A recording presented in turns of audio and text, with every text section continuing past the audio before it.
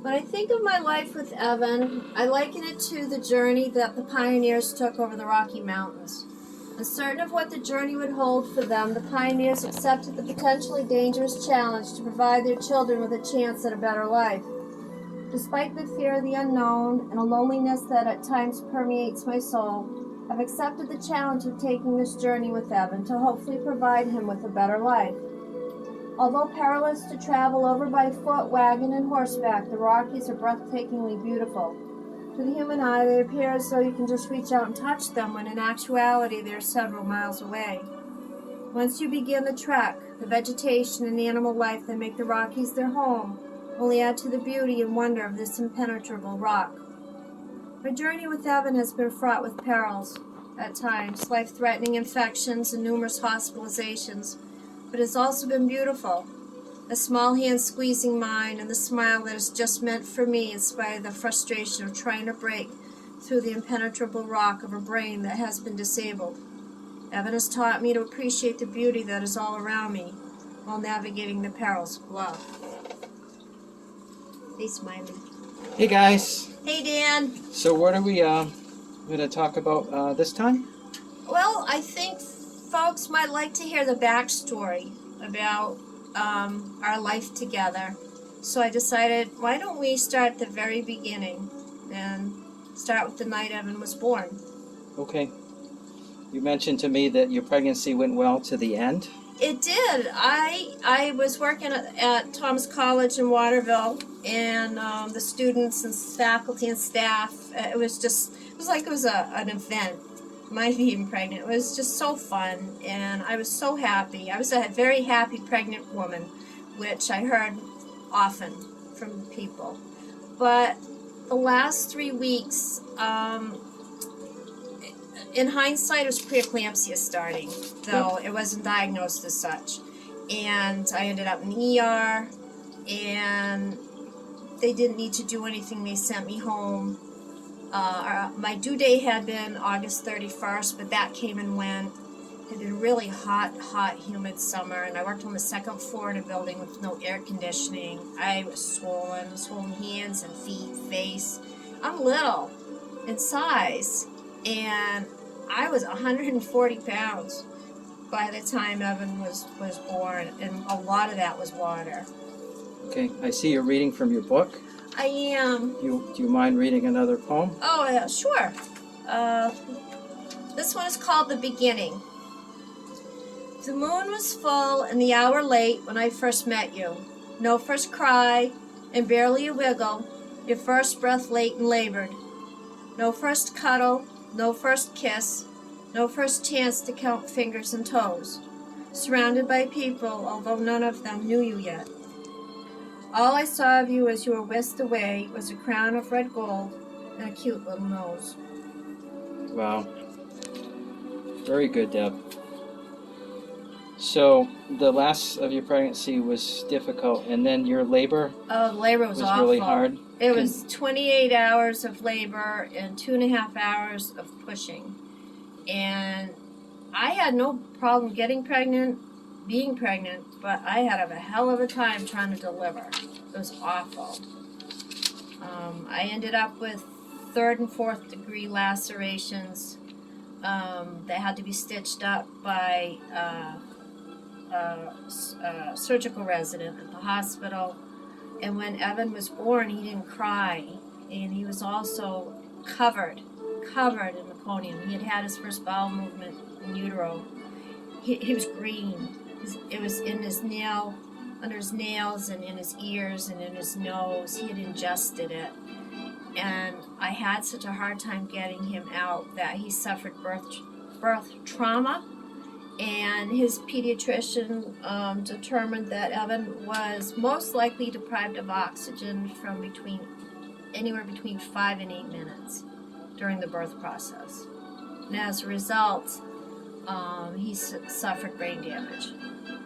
You mentioned you can recall the moon that night. Oh, it was huge. It was gorgeous. It was absolutely beautiful. And it was a fall moon. It was the September moon. And it felt like I could reach, like the Rockies. You could reach out and touch them. They're so big. This moon was so big, I felt like I could reach out and touch it. And it's kind of cool that he's born under full moon. His young brother is born under a full moon as well. Yep. Wow. At 6 hours old, the consulting pediatrician, was a behavioral pediatrician, it was Dr. John. He had gotten called in, and he came to tell me that Evan had been seizing pretty badly, and they wanted to transfer him up to Eastern Maine Medical Center up in Bangor, which is an hour north of us. And he landed in the NICU there and spent 3 weeks. I have another poem. This one's called That First Day. A crown of reddish gold, so misshapen and blue. Oh, how could this have happened to you? The biggest digit on the smallest foot goes faithfully red, well attached to wires and lines in your first baby bed. Eyes of indigo and seeing when open, are mostly closed, offer little of what we're hoping. The lines to your heart give out a steady beep, beep, beep. The lines to your breath give frequent alarms while you try to sleep. Oh, how could this have happened to you, the creation of a love so innocent and true? What will happen? What will life bring to a sweet, innocent babe who isn't guilty of a thing? Wow.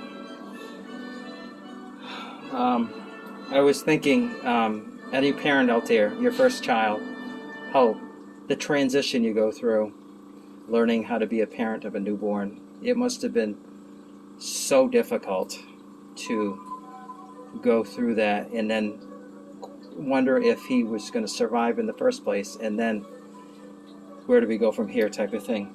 Yeah, it was surreal. I felt as though I were in a theater watching a movie that I happened to be in.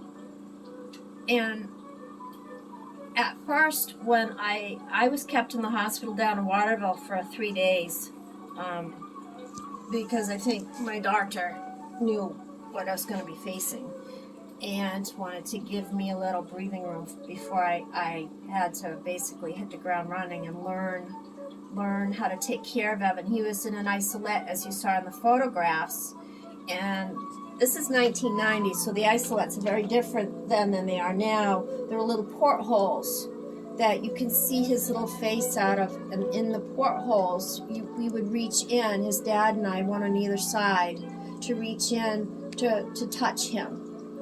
And the neonatologist, Dr. Mary, my second day there, came in and examined Evan. He had been asleep, he hadn't woken up.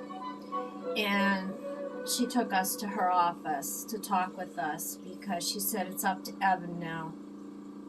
We're doing everything that we can.